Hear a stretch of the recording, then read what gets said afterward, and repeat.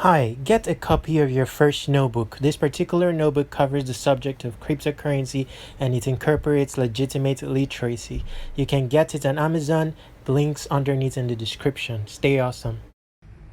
Hi, welcome to this channel. I saw something where it said ES, that's of Eat Love Migrate. The Eat Love Migrate channel finessed her subscribers, and I don't know how to describe that. I don't know if it's a rhetorical statement or whatever, but what exactly is finesse? Whoever posed that question, perhaps we allow ourselves to be trapped by the premise of English, and perhaps too much too. And in the same vein, we go on to pronounce proactively our being African. When in reality, the essence of an African cannot be captured in the premise of English grammar. That's a gentle, manly language. It's posed to be trapping of humans, of human capabilities. Saying that ES finessed their subscribers is like questioning the possibility of Bitcoin at $27,000. Now, that's a tangible question by today's painted world standards. English language have found a word for Bitcoin and termed it unconventional because it has broken or transcended the barriers afforded by the limitations of the interferences of the world, English being one. Anyway, the essence of this is to talk about Bitcoin, to use a tangible subject to which is Africa. Now, this is not about ES, or it's more about Africa. In the scheme of world affairs, it's tangible that there's a revelation of Africa, what it truly constitutes. It has nothing to do with English grammar. It's very spiritual indeed. If you're African, you will know it. And in deep truth, English is very weak when it comes to capturing the essence of an African. And a true African knows this. It's not about skin color in entirety. English is very weak in comparison. Just try out one African language like Yoruba and you'll see how expressive it is, how tonal it is, how contextual it is, perhaps how unconventional it is. The subject at hand, another tangible subject in the scheme of world affairs, especially because it relates to Africans more than any other part of the world, is the subject of cryptocurrency and blockchain, and particularly in the scope of this video, Bitcoin. If you are to question how Bitcoin has a price of $27,000, well, that appears odd today, same as it appears odd that ES or Eat Love Migrate wants to exert of our human capabilities, our human senses, our human virtues in her interactions with others. You cannot bash her for exerting our human capabilities, taking another humanly exhaustible action in the course of transacting with her followers or her subscribers in a peer-to-peer world that didn't have too many interferences, English being one. Yes, it's not out of place that in a peer-to-peer world, ES is allowed to exert over human capabilities, such as it's not out of place that in the midst of a Bitcoin interaction or transaction, a party is allowed to be socially full-blown or as expressive as can be in the absence of third parties or interference or requiring authorization from a third party. That's why it's not bizarre in reality that Bitcoin has a price of $27,000 per one. Neither is it bizarre that someone may have exchanged 500 Bitcoin for 2 pizzas. I'm not saying that's the exact number, but there's an atom of possibility in this world, an ecosphere that is peer-to-peer and that does not have the interferences we have become familiar with by virtue of today's painted world. It's a realer world where people can be expressive in their social or financial transactions, can exert of their human capabilities without interference. And anyway, there's beauty in these possibilities, but it has become so foreign today. So foreign, suddenly someone will say, oh, I was scammed, or someone attempted to scam me. That's not reality. These are people that are bartering.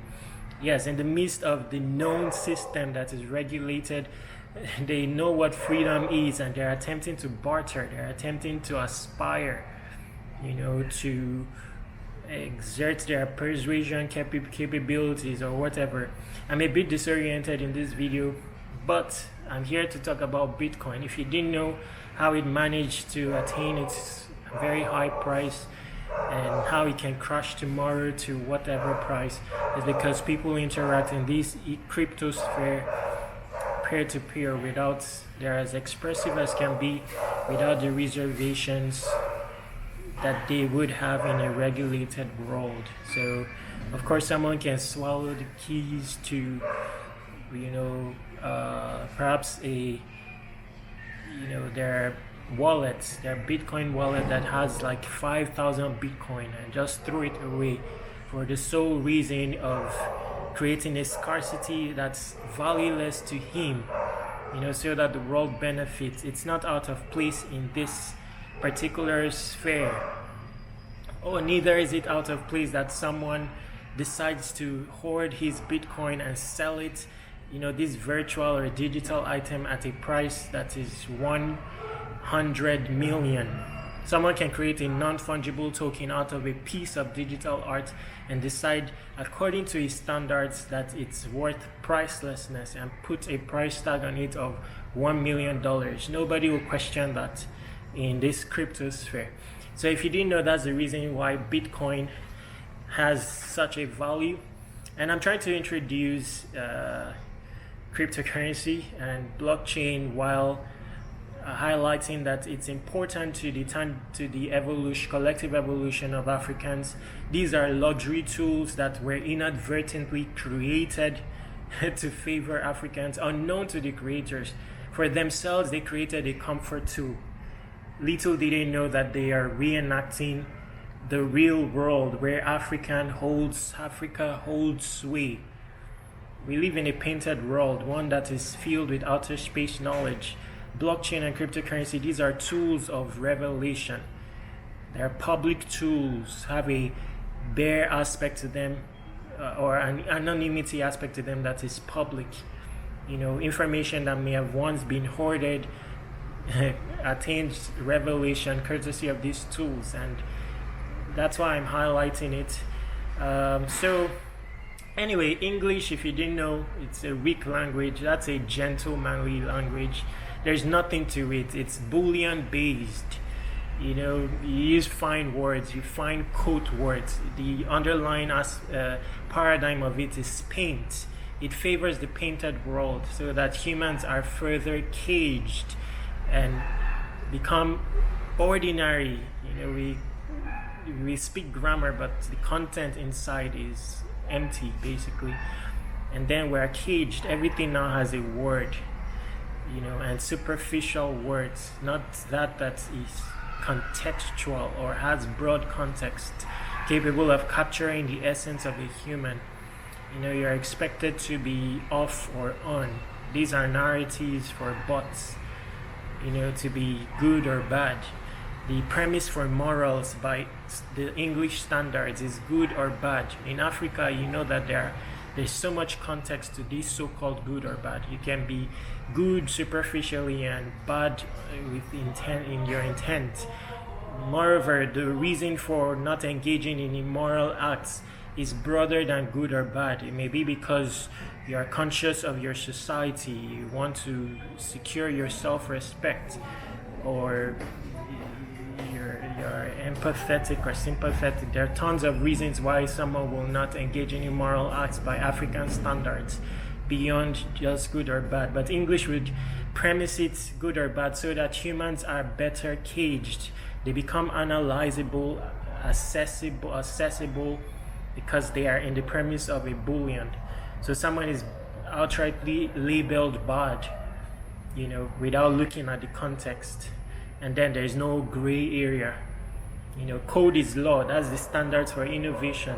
And when you do not apply code is law, your innovation is said to be unconventional, unmainstream. But code is law is a Boolean parameter where code governs humans. You create tools that make humans incapable of expressing their human capabilities or exerting it or exhausting it. And then you are able to assess them and govern them, have total influence over them. Because they become but like half humans, basically. So let me just read an excerpt from a notebook. This notebook has 355 pages where legitimate literacy was incorporated into cryptocurrency and blockchain to create a simplified cryptocurrency for especially the African audience. If you want to get a copy of that notebook, you can get it. It's underneath in the description. Hi, get a copy of your first notebook. This particular notebook covers the subject of cryptocurrency and it incorporates legitimate literacy. You can get it on Amazon. The link's underneath in the description. Stay awesome. 355 pages explaining everything there is about cryptocurrency and blockchain, and that's the essence of this video overall. Let me read an excerpt from it so that you'll understand Bitcoin better. 2, if you want to ask me questions about this subject, especially the cryptocurrency part and blockchain, you can in the comments underneath. So the excerpt is, in trade by barter, humans transacted financially in a peer-to-peer fashion. That is, there were social interactions amidst financial transactions, allowing room for traders to exercise their human capabilities in the course of a trade. In this system, there wasn't a central authority regulating the value of goods and services. There wasn't a mandatory third party interfering with financial transactions. Indeed, humans had value during the era of trade by barter, more value than did goods and services. The human value was quite immeasurable then, exercisable and expressible. The value of a human was an indispensable factor in the directions of trade. Now, we have mentioned trade by barter to paint a peer-to-peer world that existed in ages past and to create a parallel with Bitcoin. Cryptocurrency in general, that's what it is. It's just people transacting peer-to-peer without third party, and that creates possibilities that are untold, that are suddenly foreign by today's standards, but are not foreign in a real world. It's foreign in a painted world where everything is outer space-like, but like caged, but in a real world, that's not foreign.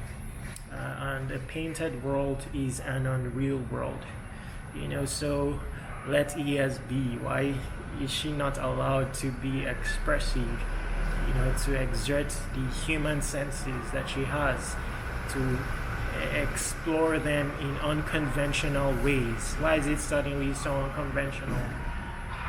That and tagged finesse. What is finesse? Can you pick an African word that is synonymous to finesse?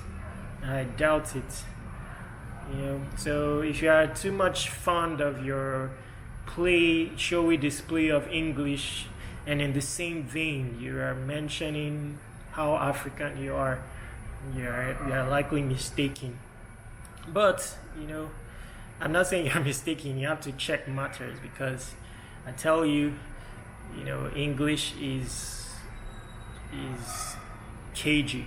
I'll stop this video here. Stay awesome. I'm starting something new with this channel. If you want to bash me, you're free to, but the entire essence, kindly look at the context. Don't look at my grammar. Please listen to the context.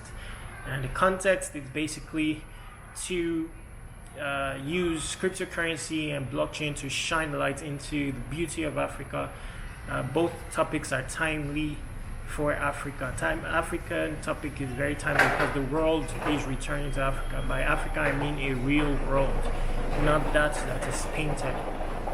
I'm your boy Terry. Make sure to stay awesome. Hi, get a copy of your first notebook. This particular notebook covers the subject of cryptocurrency and it incorporates legitimate literacy.